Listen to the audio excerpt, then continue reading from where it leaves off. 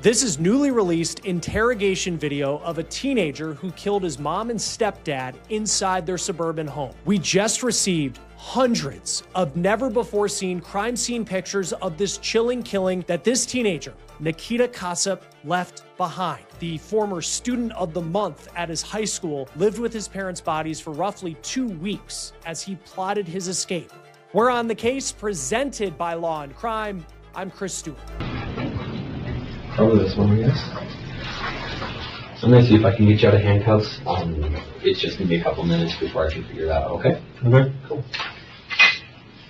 The Waukesha County Sheriff's Office in Wisconsin just released the interrogation video of when they first spoke with 17-year-old Nikita Casap on March 11th, 2025. Casap was arrested in rural Kansas and then was brought back to Wisconsin to face charges that he executed his mom and stepdad inside their home outside of Milwaukee. Now, the sheriff's office also gave us hundreds of pictures from the scene that Casap left behind inside his home where he lived with his parents' bodies for roughly 2 weeks before he took off and went on a road trip that spanned several states and hundreds of miles. Court documents say that his plan was to eventually escape the United States and make it to Ukraine, where he thought he would live as a free person. But you'll see that the legal system and law enforcement gave him a reality check that will likely last a lifetime. In the interrogation video, detectives, they begin not asking about what they found inside the home, but more making small talk, asking about Nikita's upbringing, trying to make him feel comfortable. They actually brought him some fast food, which he calmly eats. Oh, I have your food. Thank you. You're welcome. I don't usually order Culver. I don't know if it came with ketchup or not, and I don't remember if you said you wanted it or not, so I got it anyways. The detectives then walk in, and that's where they begin their questioning. You're all finished? Yes. Was it exactly what you wanted? Yeah. Okay. All right. So, Nikita, just wanted to introduce you. This is Ross, and this is Kendra.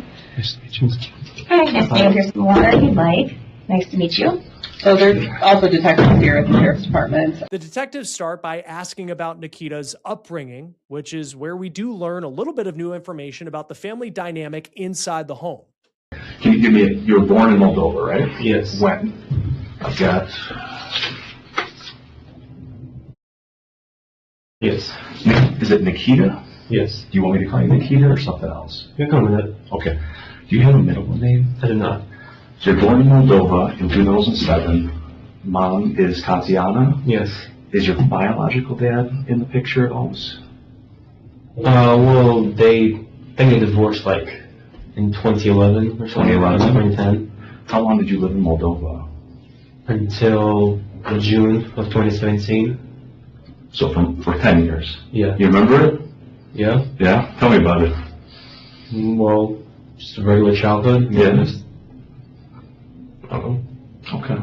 Nikita Casap lived with his mom, Tatiana, and her husband, Donald Mayer, in Waukesha, Wisconsin. Nikita says that his mom and stepdad met on a dating site in 2015 when he lived in his home country of Moldova in Eastern Europe. You came to the U.S. in 2017? Yes. Can you kind of talk me through that, how that came about? Well, I think like in 2015, my mom met my stepdad online, like dating site or whatever. Yeah. And then went on some vacations with him, like all over Europe and stuff like that. Then eventually they married, and then June 2017 moved to America. Don and Tatiana married in 2017, and that is when Nikita is brought to the United States. He was around 10 at the time. But he seemed to settle in, at least academically, well in his new country. He was a good student in school. He was actually won Student of the Month for the health department at his local public high school. He said that he had plans to go on to college and to one day become an engineer, and he was working on becoming a member of the National Honor Society. But for his normal and perhaps nice and calm as he seems in that interrogation video, let me walk you through the evidence that showed what he did inside the home. Now, this is video of the home that Casap lived in with his parents in Waukesha. It's a nice house, frankly, a big house on a cul-de-sac Now, these are pictures of what the home looked like on the inside, taken by investigators on the day they made that horrifying discovery. Respond to South 38, West 27056 Cider Hills Drive, 27056 Cider Hills Drive. Caller's out of state requesting well-being check on her son, Donald S. Mayer, born in 73, his wife, and their teenage son. Caller got a call today from the teenager's school and advised that they hadn't been to school in a long time. Caller hasn't had contact with anyone there in a couple weeks. That's what. Everyone's called. So let's go to February 28th, 2025. Police found Nikita's mom and stepdad shot dead inside the home. They found Don shot in the head in a computer room on the first floor. Tatiana was in a hallway. She too was dead. Both of their bodies were covered in blankets. Now, this is a picture of the area where it appears law enforcement discovered the body of Nikita's stepdad. Court documents show that in the days leading up to this terrible discovery, Don's family became concerned because they said that they had received some bizarre text messages from him. Don's mom said that Don, or at least his phone, had texted another family member in Massachusetts saying that he felt sick and he was going to take time off of social media. So Don's mom called local police in Wisconsin, she lives in Massachusetts, to just go check on the house and make sure everything was okay. When police entered the home, they discovered Don and Tatiana's bodies. There was no sign of Nikita Casap. Now, that same day that Don's mom in Massachusetts called police asking for a welfare check, a school resource officer at Nikita's high school also requested police go check on the house because Nikita hadn't been in school for 2 weeks.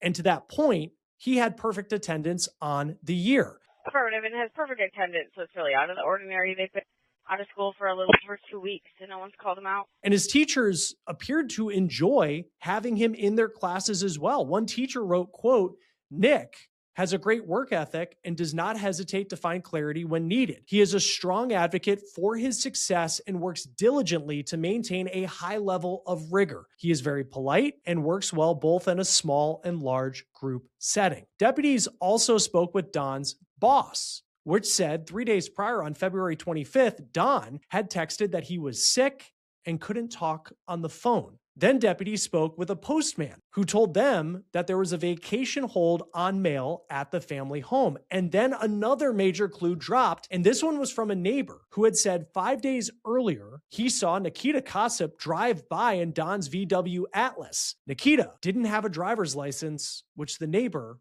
thought was odd. Now, deputies then pinged Don and Tatiana's phones, and it showed that they weren't in the home. They weren't even in Wisconsin. They weren't even in a neighboring state. Those phones showed up 15 hours away in Wyoming. And law enforcement said that was no technical glitch. The phones were actually found there. Deputies then pinged Nikita's phone, and it showed that he was also states away. They noticed that his vehicle was in Iowa. It had stopped at 755 West Iowa 80 Road in Walcott, Iowa. It's a massive truck stop there. So police continued to follow the phone. They reached out to local officers in Kansas, and that is when they were able to track Nikita Casap and that VW Atlas to a gas station in Waukene, Kansas. And this is a picture of Don's VW Atlas parked at a pump after detectives took Nikita into custody. They say he had a lot of evidence in his car that would be incredibly important to prosecuting Nikita Casap. And they also say he brought with them the family dog. Now, inside of the car, police say they saw a Smith & Wesson handgun in plain sight. This is a picture of the ammunition that law enforcement also found in the vehicle. Now, back at the Waukesha house, a gun case for that specific type of firearm, which was owned by Nikita's stepdad, was empty. Also in the vehicle, they found Nikita's iPhone, and that would be very important when it comes to tying him to his parents' murders and potentially answering the question as to why he would do something like this. Now, inside the car, police say they also found $14,000 in cash, several electronics, dozens of pieces of jewelry that belonged to Tatiana Casap, and there was a camera in the car with a drive. And according to a criminal complaint, the memory card showed footage, and this footage, I will warn you, it is chilling to even think about, and it is more incredibly damning evidence against Nikita Casap. The videos show Nikita in the house in Waukesha, Wisconsin, after he killed his mom and stepdad, and the camera appears to have been positioned in the office where Nikita's stepdad's body was found. Now, this is a picture of that part of the home, and you can see the pillows and the blankets that covered Don's body. Pictures also show candles around the area where Don's body was located. The video shows Casap lighting those candles in the days before he fled on this multi-state road trip. He was using those candles to mask the smell as he lived with his parents' bodies for roughly 2 weeks inside that house. Now, the complaint goes on to say the video that law enforcement found on the drive shows Casap adjusting the camera. So Casap knew that camera was there, and he knew that camera was recording. Police also say that on one occasion, Casap took a phone and he held it close to his stepdad's body, and he says to someone who is apparently on FaceTime with him, quote, "So you can see him there. I can literally see the bleeping body there." And at that point, it was unclear who Nikita was talking to. Now, eventually police get into Nikita's iPhone, and the complaint says an analysis of that device shows that there was a message thread where Casap allegedly asks someone, quote, "How long will I need to hide before I will be moved to Ukraine? 1 to 2 months? And the individual replies in Russian. Now, Casap also allegedly says, quote, "Also, I probably should brush up on my Russian because I can understand just fine, but speaking is harder, LOL. Casap also asks, quote, "So while in Ukraine, I'll be able to live a normal life, even if when it's found out I did it?" Then there's this line in Russian. Nikita allegedly asks, "That includes the headphones as well. Quality one to protect hearing from gunshots of a .357 Magnum, just making sure." That is the exact kind of gun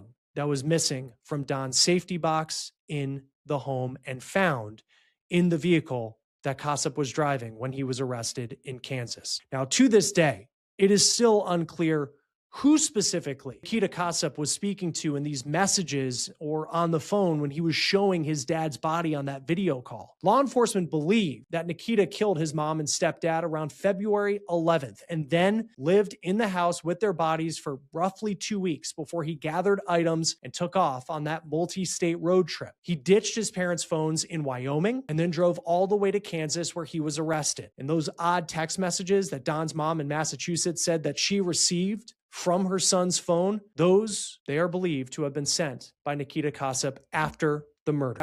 And so this was the messages that Don's mom in Massachusetts said that she received he was sent from her son's phone to eventually face the charges for killing his parents. And that brings us to this interrogation video when the Waukesha County Sheriff's Office in Wisconsin got the chance to speak with Casap for the first time since discovering his parents dead inside their home.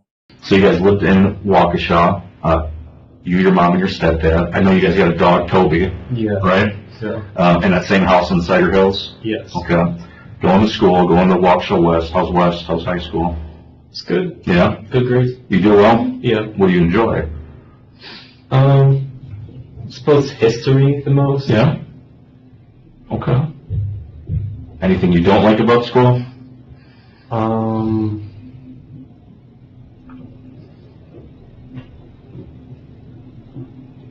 I guess waking up in the morning, having to go.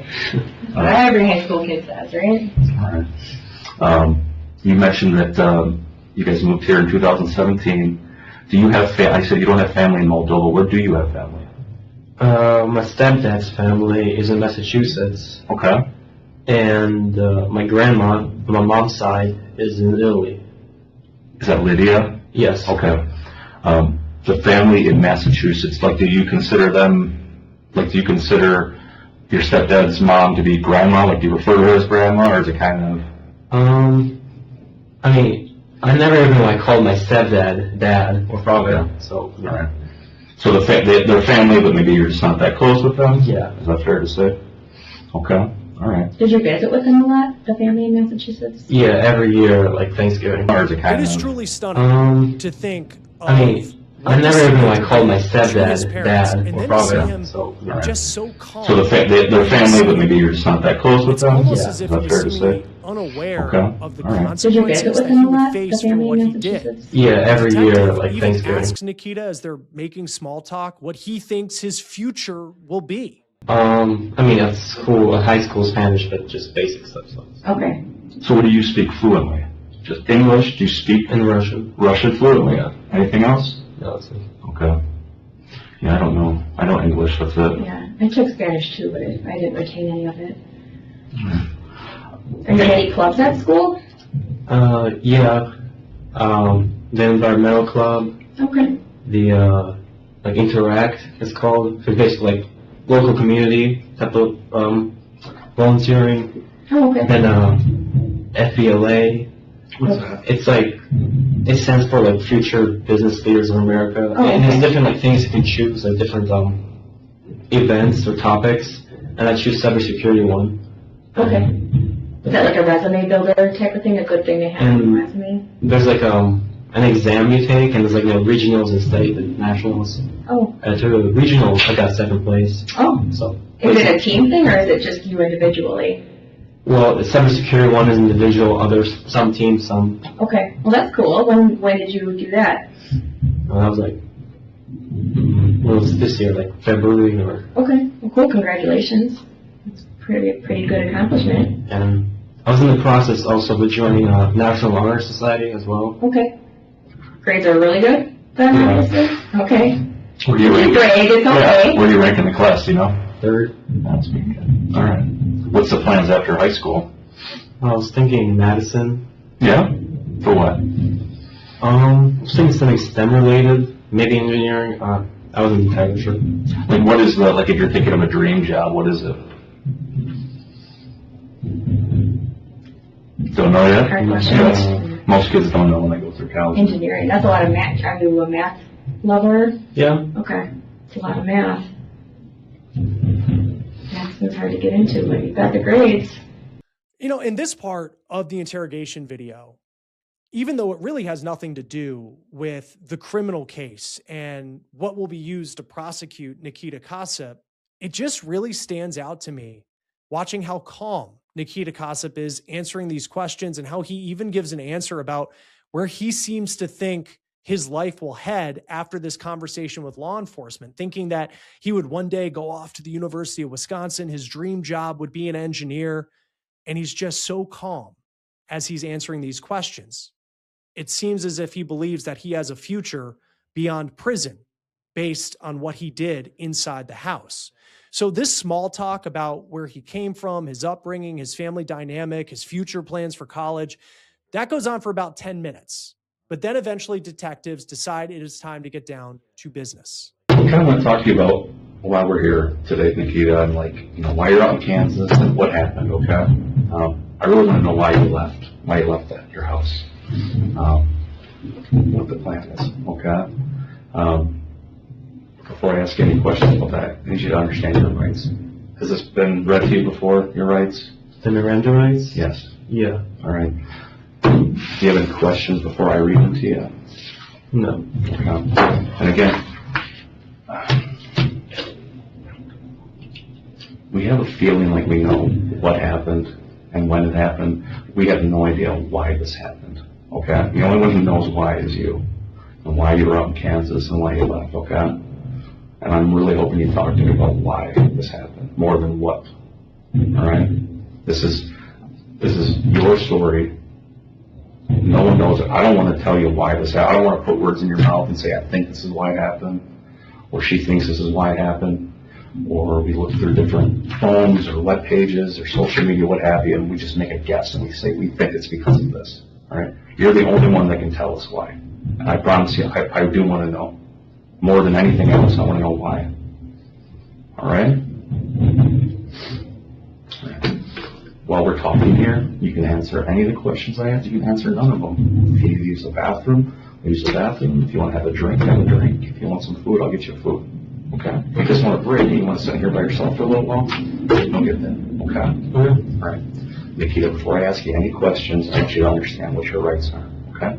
You have the right to remain silent. Do you understand that? Can I get you to verbally? Yes, No, you're fine. Anything you say can and will be used against you in court. Do you understand that? Yes. You have the right to talk to a lawyer before questioning and have him or her present during questioning. Do you understand that? Yes. If you cannot afford a lawyer, one will be appointed for you before questioning if you wish. Do you understand that? Yes. You can decide at any time to exercise these rights and not answer any questions or make any statements. Do you understand that? Yes. Do you understand each of these rights as I have read them to you? Yes. Nikita, understanding the above stated rights, are you willing to answer questions at this time without the presence of an attorney?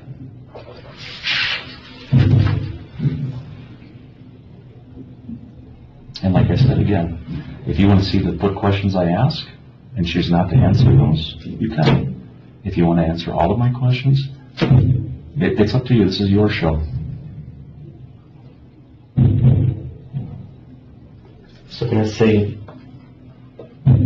no to that, or is that like a... No, listen, these are your rights. No one can make you talk to us. Okay? This is whatever you're comfortable with. I can't make you talk. You don't have to talk to me. All right? I'm telling you, the point of us talking, more than anything, I promise you, Nikita, is that I want to know why. So that I can tell your family in Massachusetts, so I can tell your grandma Lydia, because I've talked to Robert, I've talked to Judith, I've talked to Tanya. I didn't talk to Lydia, my partner did. No one understands why this happened. And they're looking to me to give them so many answers, and I can't give it to them without talking to you.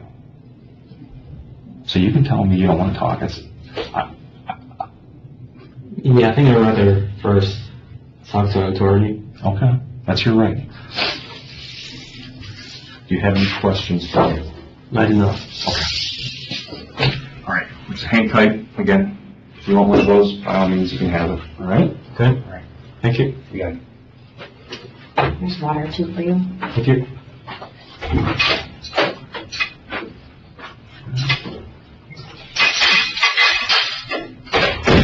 Nikita then sits by himself silently for roughly 2 hours. He uses the bathroom at one point, but other than that, he just sits in that chair. Eventually, a deputy comes in and walks him to another area. All right, Bob, so we're going to move to a different area. Yeah, okay. Okay, so I'm going to put you in handcuffs. We're going to kind of do the old-fashioned way, just behind the back, so if you could just stand up, face the wall to your left of me. It's a short ride, so they'll come off pretty quick, so just because we don't have the other ones with us right now.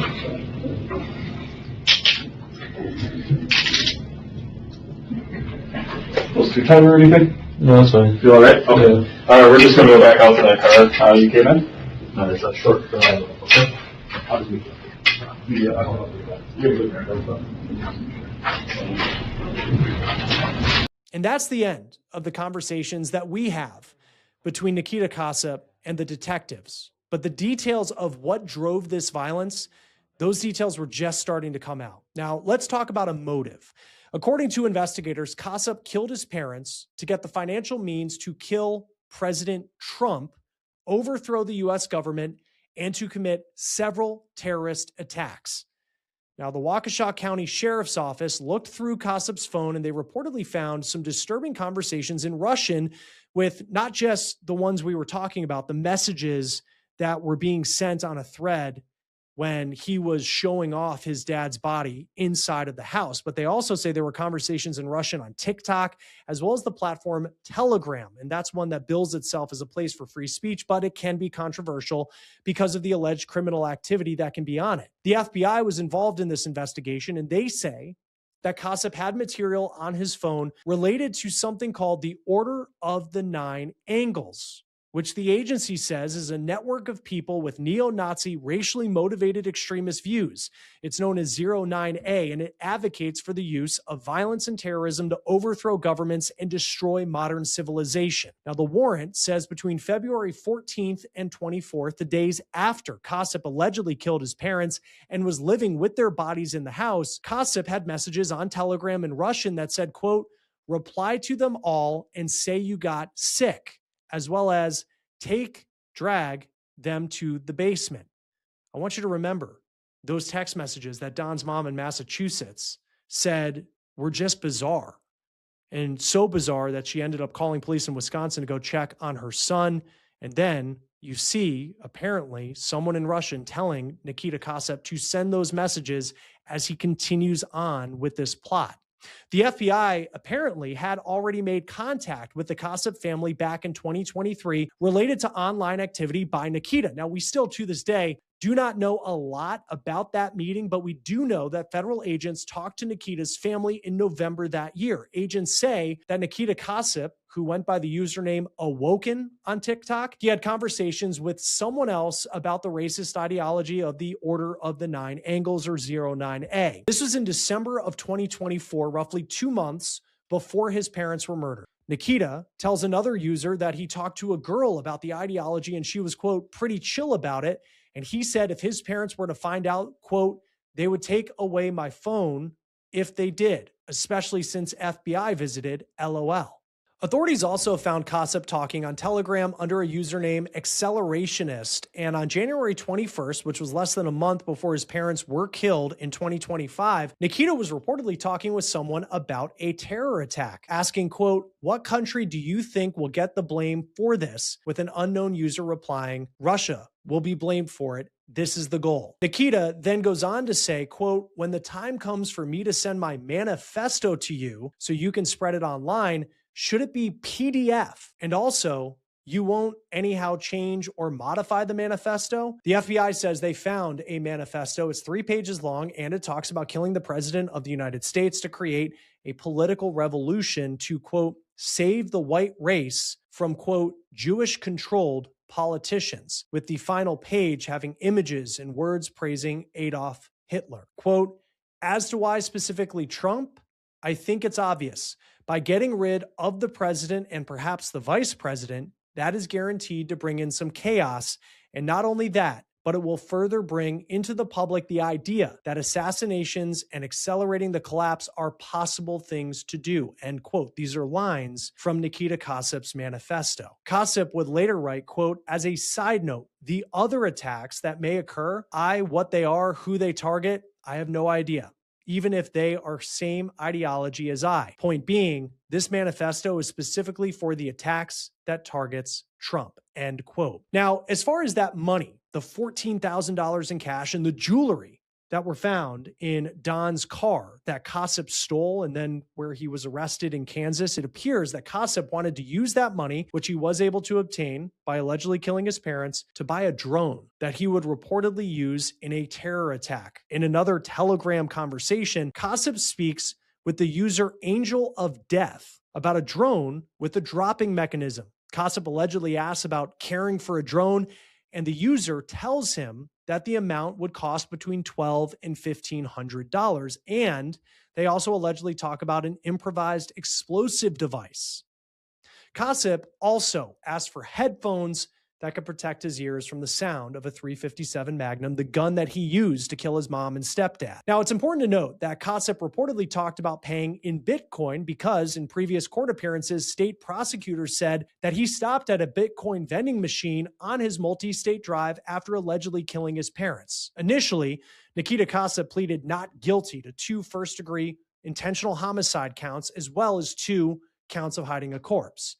He also faced state charges, including theft of property over $10,000. But as we laid out the evidence that prosecutors had through their investigation, which also included the FBI, you can see how incredibly strong a case prosecutors would have had if this went to trial. On January 8th, Nikita Casap pleaded guilty to those 2 counts of first-degree intentional homicide, and the rest of the charges against him are being dismissed. Here is Casap answering the judge's questions. And I want you to take a look at his chair. And you think back to how calm he was in that interrogation video. Look at his chair shake as he is speaking. All right. And is it your understanding, sir, that you and your attorney are going to be free to argue for whatever you believe to be an appropriate sentence or sentences in this matter? Yes, Your Honor.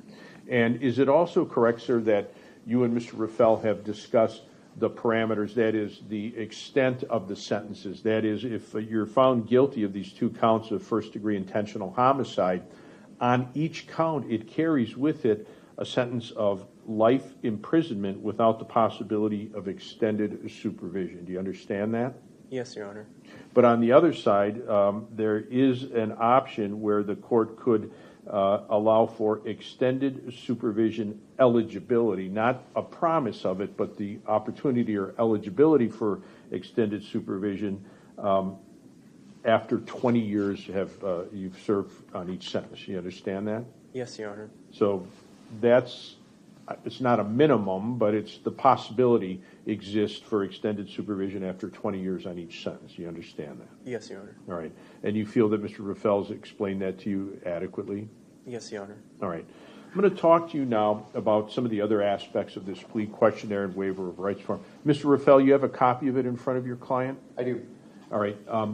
This tells me that you are 18 years of age and you've completed 11 years of school. Is that correct? Yes, Your Honor. These incidents interfered with your finishing high school, correct? Yes, Your Honor. All right. Do you have any problem reading at all? I do not, Your Honor. All right. Were you able to read and understand the documents that have been generated in this case? In other words, police reports, statements from witnesses perhaps, or other documents that have been generated in this case? Yes, Your Honor. And also, were you able to read and understand these documents that you've submitted to me with the plea questionnaire and waiver of rights form? Yes, Your Honor. This also tells me you understand English. That's why I asked this question about your level of education, because it's really not just how far did you get in school, but whether you were able to comprehend and understand all the materials that have been generated in this case. Do you feel you've had time to do that as well? Yes, Your Honor. Okay. Now, this says you understand the charges to which you're pleading, and in fact, you and your attorneys, I should say, have included with the plea questionnaire what's called the jury instructions for these offenses for first-degree intentional homicide. It's numbered 1010, and it sets out the elements of the offense that the state would have to prove if this case went to trial. Did you review that with Mr. Raffel? Yes, Your Honor. Do you understand what the state would have to prove if you went to trial in each of these cases? Yes, Your Honor. All right, we're going to talk about those elements in a little bit, all right? This also tells me you are not receiving any treatment for a mental illness or disorder. Is that true? Yes, Your Honor. Is it also true that you've not had any alcohol, medication, or drugs in the last 24 hours? Yes, Your Honor. Mr. Raffel, I'm going to ask you about as I always do, about the understanding of English and reading and so on. Mr. Casap is 18 years of age, was 17, I believe, when you commenced your representation. Do you feel that you've had a sufficient amount of time to review with your client the discovery materials in this case? Yes, Your Honor. And there, I presume, were video recordings as well. Did you review those with him as well? We did. All right. Any doubt about his ability to comprehend or understand, or let me take a step back. Any difficulties whatsoever in communicating with your client? No. All right. So I'm going to talk to you now about your constitutional rights. This document that you have in front of you says, I understand that by entering this plea, I give up the following constitutional rights. Each right is listed here. There's a box next to each one. Each box has an X through it. Does that mean you've reviewed all those rights with your attorney? Yes, Your Honor. Does that mean you understand those rights? Yes, Your Honor. And does that mean you're giving up those rights? Yes, Your Honor. All right, tell me if this is true. It says, I give up my right to a trial. True? Yes, Your Honor. I give up my right to remain silent, and I understand that my silence could not be used against me at trial. True? Yes, Your Honor. I give up my right to testify and present evidence at trial. True? Yes, Your Honor. I give up my right to use subpoenas to require witnesses to come to court and testify for me at trial. You understand a subpoena is a court order that you and your attorney could get, and you could require witnesses to come to court on your behalf, even if they didn't want to. Do you understand that? Yes, Your Honor. Is it correct and true that you're giving up that right as well? Yes, Your Honor. It says, I give up my right to a jury trial where all 12 jurors would have to agree that I'm either guilty or not guilty. Is that true? Yes, Your Honor. I give up my right to confront in court the people who testify against me and cross-examine them. Cross-examine means that you and your attorney could question witnesses to test the truthfulness and accuracy of what they have to say. Do you understand that? Yes, Your Honor. And is it correct that you're giving up that right as well? Yes, Your Honor. And then finally it says, I give up my right to make the state prove me guilty beyond a reasonable doubt. Is that true? Yes, Your Honor. And did you discuss the concept of what it means for a reasonable doubt? Yes, Your Honor. Your attorney talked to you about that? Yes. Any questions about these rights, sir? No, Your Honor. Anybody in any way force you to give up these rights? No, Your Honor. All right, let's take a look at the charge against you, sir, or charges, I should say. Count number 1 in the information alleges that on or about February 11, 2025, at an address on Cider Hills Drive in the village of Waukesha, Waukesha County, Wisconsin, you did cause the death of victim A, who's identified as Donald Mayer, M-A-Y-E-R, with intent to kill that person, contrary to Wisconsin law listed in the information. What is your plea to count 1, sir? Guilty, Your Honor. All right. Count number 2 says on the same date and location, February 11, 2025, at the address on Cider Hills Drive in the village of Waukesha, Waukesha County, Wisconsin, you did cause the death of victim B, who's identified as Nikita Casap, with intent to kill that person, contrary to Wisconsin law listed in the information, a Class A felony. What is your plea to that charge, sir? Guilty, Your Honor. All right. Did you commit these offenses? Yes, Your Honor.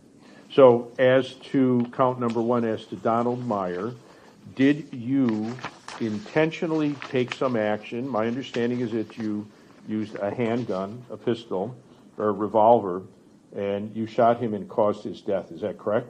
Yes, Your Honor. Did you do that intentionally? Yes, Your Honor. And you knew that shooting him would cause his death? Yes, Your Honor. And as to count 2, Nikita Casap, and the same questions for you. Did you take an action? Did you use a handgun to shoot her and kill her? Yes, Your Honor. Was that your intent, sir? Yes, Your Honor. You admit you committed both of these offenses? Yes, Your Honor. Ms. Basie, you offered the complaint originally filed as a factual basis? I do. All right. Any objection, Mr. Raffel? No, Your Honor. Do you understand, Mr. Casap, on your pleas of guilty, I will find you guilty. If you're not a citizen of the United States, your pleas could result in deportation, the exclusion of admission to this country, or the denial of naturalization under federal law. Is that clear? Yes, Your Honor. Furthermore, because these are felony offenses, you may not vote in any election until your civil rights are restored to you. Do you understand that? Yes, Your Honor. And because these are felonies, it's unlawful for you to possess a firearm.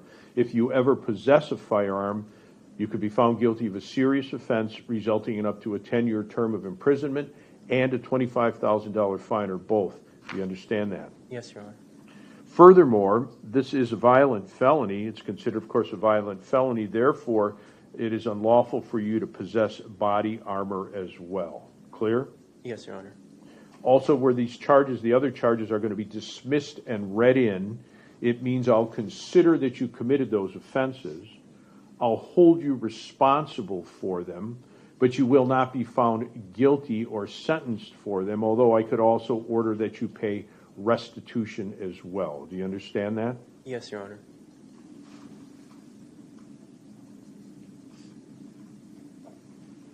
You cannot be prosecuted for those in the future. Do you understand that as well? Yes, Your Honor. And you understand if I find that your plea is knowingly, freely, and voluntarily made, I will find you guilty. You're pleased. Do you understand that? Yes, Your Honor. All right. Have you had enough time to talk to your attorney about everything? Yes, Your Honor. Are you entering your pleas and giving up your rights freely and voluntarily? Yes, Your Honor. Do you have any questions for me or for your attorneys at this juncture? No, Your Honor. After Nikita pleaded guilty, the district attorney for Waukesha said this. In consulting with the family, they were in agreement that this is a fair offer. I think it gives us a time period that we want for incarceration, so there's really no reason to put the family through a trial. Are you able to say at this point what you plan to argue at sentencing? I think that this is a maximum penalty case. I assume that that's what I will be arguing. I never thought anything other than that from the time I charged this case. So do you think that there's a chance he's going to get out in 40 years, 50 years, and be back in this community? Certainly, I don't think he should be out in the community, and I would argue against that. They also mentioned, and I'm not sure what his status is, would he be back out in this community if he got parole? Is he a U.S. citizen? I couldn't comment on that. Just because I don't know. Okay. Also, did you guys want to comment as well about? No, thank you. Can you sit with your class citizen? And also, how did you consult with Nikita Casap as well, or just his attorneys? I know there was a lot of talk today. Like, did he actually understand everything that was happening to him, since he isn't through high school and English is not his first language? Right. I do believe, based upon the record that was made today, that he did understand everything. I would never communicate directly with Mr. Casap. I communicated with his counsel, and I think it's a good resolution. Does this mean the federal charges are also not going to happen that had been talked about in the past? I really have no idea what's happening with the federal case. I don't believe that there are any charges out there, but I couldn't comment on that. That's not my So you're going to push against extended supervision at all? Yes. You do not want him to out at all? Correct. Ever? Correct. Why? Why don't you want to know? I believe it's a danger in the community. The facts of this case, which will be further explained at the sentencing, I think he's a danger in our community. You don't think he can be rehabilitated after? I'm not willing to take a chance. Leslie, have you ever had any communication with federal investigators? Very early on, I believe that there may have been some initial conversations, but nothing with regard to what they were planning on doing or anything like that. Do you have any role with that, Leslie, at all? I would not. You mentioned cases 3 through 9 would be dismissed. Wasn't there a 10th count for intimidating a witness? No, it was 3 for the information. It was 3 through 9. I believe that was something that we're considering charging. Okay. Yes. And you said the family wanted this. Which family members? Was it Donald Mayer's family, or we reached out to both victims' families, and they were in agreement with this resolution. Are you in any way surprised about Mr. Casap's decision to plead guilty? I guess I'm a little surprised. I mean, there's really no downside for him to take it to trial, but again, I think the courts look at the fact that someone takes responsibility for what they did, and I think that's a factor that they consider at sentencing. The big question heading into this hearing will be whether the judge will determine if he will have the chance to be granted parole after serving 20 years